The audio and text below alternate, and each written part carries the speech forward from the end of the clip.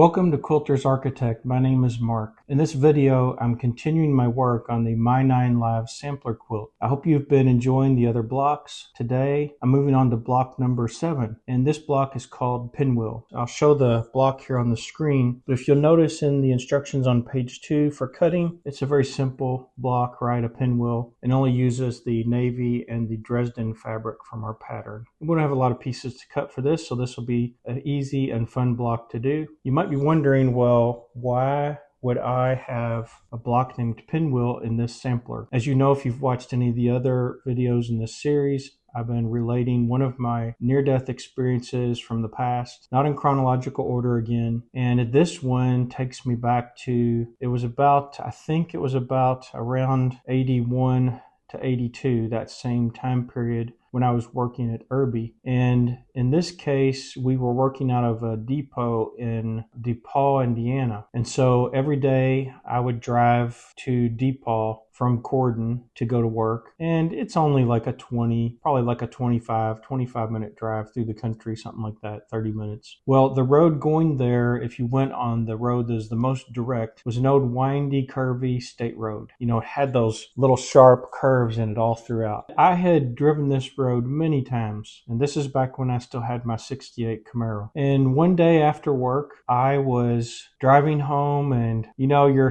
after a day's work, you're kind of tired. And I'm driving home. This is a type of road where there's no margin on the edges, like even like where the white line is on the edge of the road, it drops off. In many places, it's that type of road where the asphalt just barely goes beyond that white line. And then there's a drop off where you're now on, you know, dirt or grass or a ditch. I'm not speeding. I'm going the speed limit. It's like 45 and 55 on this road in different places. And so I'm going around these curves. I don't know about you, but I've never liked the idea of running over an animal. I know for some people it's going to sound stupid, but it really bothers me, the thought of crushing an animal. I mean, what did the animal do to deserve to be run over by a car? And so here I come around this curve. There's a squirrel in the road, and I could not slow down. There was no way to slow down enough. You know, when you're going 45 or 55 miles an hour, you're not going to slow down to avoid running over an animal. And I made the mistake of swerving a little bit.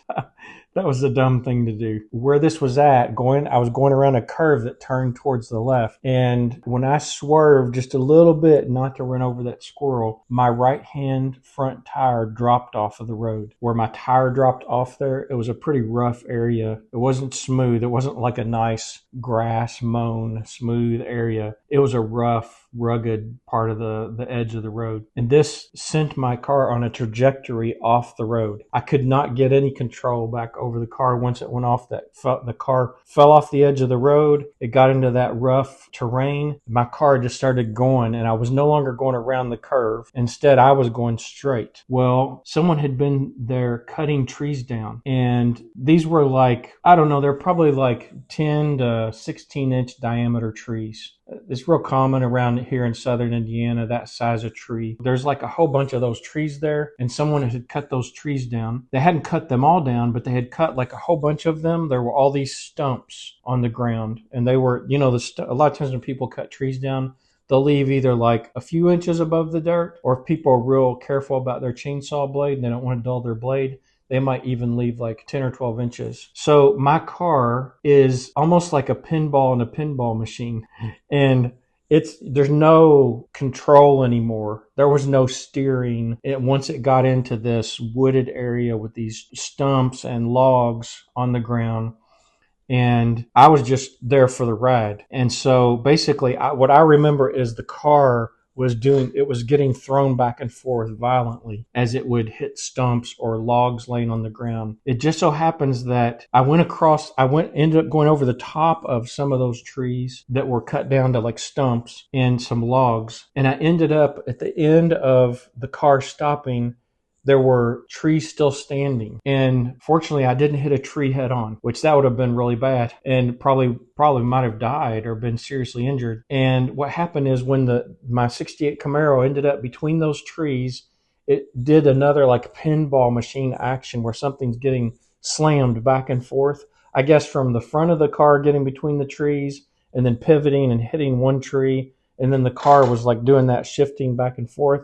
And it finally brought it to a stop. I was really shaken, obviously. I had never had a wreck like that before. And I was able to get out of the car. I was, I wasn't, I think I did hit my forehead on the window, but I didn't have, any injury where I couldn't get up and get out of the car. And I got out of the car and I kind of stepped back and I looked at the car and I was like, oh my goodness, my dad he's going to have a fit and he's going to just really rip me up one side and down the other, because he was a strict father and, always kind of hard on his kids if they made mistakes or did something stupid. And so I was thinking, I'm sure I'm really going to get it because I've ruined my car, and he'll say that I was speeding too much or I wasn't being careful. But anyways, my car was destroyed. I mean, I had just had it painted not that long before. I redid all the body work on that 68 Camaro, and my uncle, Johnny Pat, he painted the car. It was like a cinnamon red color.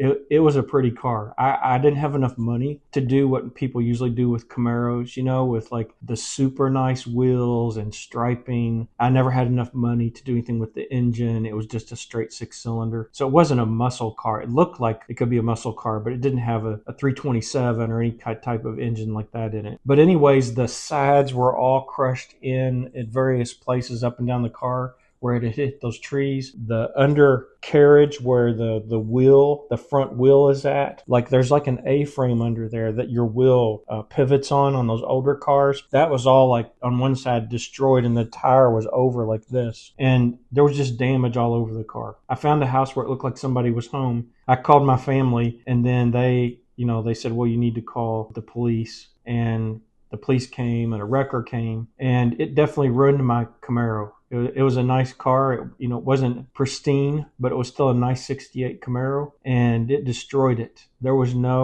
for me, like I was someone, like my jobs were like $8 an hour. And back then, you could save up some money, but you weren't someone who's going to accumulate a lot of money working for $8 an hour. And so anyways, I was just going to have to get rid of it because there was so much damage to the front end and to all the body work. It was like a total redo to fix it. And I was not going to invest that kind of money in it. I had only paid $400 for the car. I bought it from someone. The paint was horrible and needed body work, and I did all that work on it. But anyways, that definitely taught me a lesson about, it's going to sound bad, but if you are driving and it's not a straight road, lots of room, and there's not people around you driving in other lanes, sometimes if an animal gets in front of you, you have to remember, it's true, you don't want to harm animals. I've never even really been a hunter. I've been a fisherman, and yeah, when you fish, you take those fish's lives so that you can eat them. But I've never been someone, like a lot of people hunt for sport. I've never been a hunter where I just went out and hunted for sport. And so it's always kind of bothered me, the idea of killing animals. But if you're driving on a road that's curvy or the conditions aren't great, you really can't afford to swerve to avoid an animal. You might be able to slow down, but that whole idea of swerving, that's not a good idea. And I know it's going to sound cruel to some people, but you can lose your life. I mean, it just taught me that very easily, because that car, there was no regaining control of that car. Once it got off the road in that uneven terrain, it was all over for that car. And if I had hit a tree head on, could have been all over for me. So that's my story. And the reason I chose the Pinwheel block is because I was looking at blocks, and there are blocks that are designed to look like wheels. I looked at what the piecing and the cutting you would have to do for those wheel blocks. They look like the spokes like on a Krager wheel or some type of a wheel like that. And I thought that's really not an easy block to do. And in a sampler quilt, I didn't want to, I know the block I did for the house, the last block, there's a lot of pieces in that. There's nothing hard about it really. It's just all the little pieces. But I feel like a wheel, a lot of people might not want to do like one of those wheels. It's more intricate piecing and cutting and sewing. So that's why I chose the Pinwheel, because it actually looks kind of like I had at different times I had different wheels on the car, but a lot of those Camaros had those Kragers. And those Kragers have kind of a pinwheel look. It's the closest thing I could find in a simple block that made me think of the car and having a Camaro with those type of wheels on it. So I hope you enjoyed my experience about driving and making a bad decision. Although it seems like you're doing a good thing, sometimes you have to weigh the cost when you think about driving decisions you make to avoid harming an animal that runs out in front of you. So if we look at page 2, we have our cutting instructions for the navy and Dresden fabrics. We're cutting for each of those 2 5-inch squares. And the reason we're doing that is if you look at the instructions to make the block on page 3, it directs us to the appendix about HSTs because we're going to make 4 HSTs. And you can see I already drew the line corner to corner on my lighter block. I'm going to join these squares together to make my HSTs, and then we'll take a look at the 4 units that we'll join together to form the block.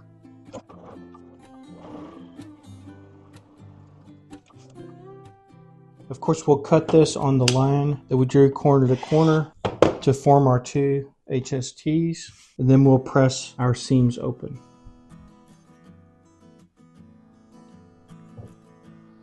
And of course, we'll press open our seams here, and then we'll be able to square up our HSTs. Looking at our instructions on page 3, it tells us that our HST size should be 4.5-inch square unfinished. So I'll use this glow ruler.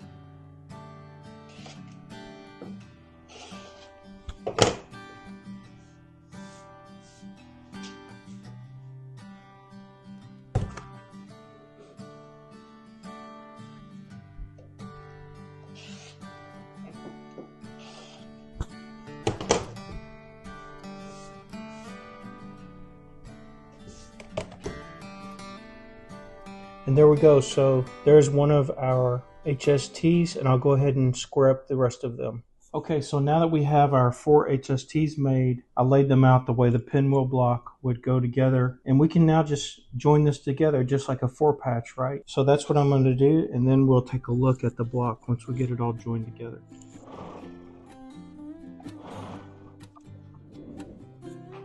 Okay, so I've joined the 2 top units and the 2 bottom units. Now I'm just going to join the top and bottom halves. Then we'll have our block completed.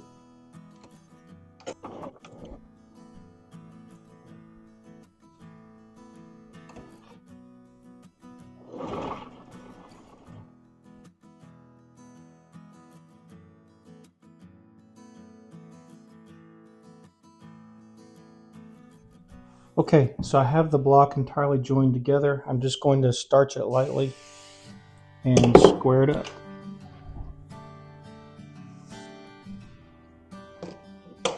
There's really not anything much extra on here. Maybe there's some threads on the edge. I'll trim those off.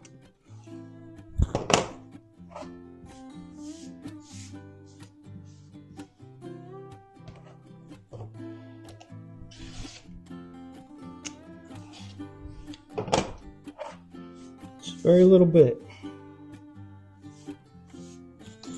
Okay, so that completes our pinwheel block, block number 7, and this was a fairly simple block to do. I think as this quilt gets finished, when I look at this block, I'm definitely going to think of my '68 Camaro and the day I made that bad decision of trying to avoid a squirrel on the road in front of me on a curvy road. I lost my Camaro, but at least I didn't lose my life. Could have turned out differently if I'd have hit one of those trees head on that I ended up between in my car. I hope you've enjoyed watching me demonstrate making this block, as well as I hope you're enjoying this series about the My 9 Labs sampler quilt. And if you enjoyed the video, please give a thumbs up. If you have comments, suggestions to make videos better or better content or to help others with tips and tricks, please leave those. Also, if you haven't subscribed to my channel, I encourage you to do so. I'm also looking forward to making block number 8 and sharing another one of my near-death experiences with you. In the meantime, I'm wishing you happy sewing and beautiful finishes.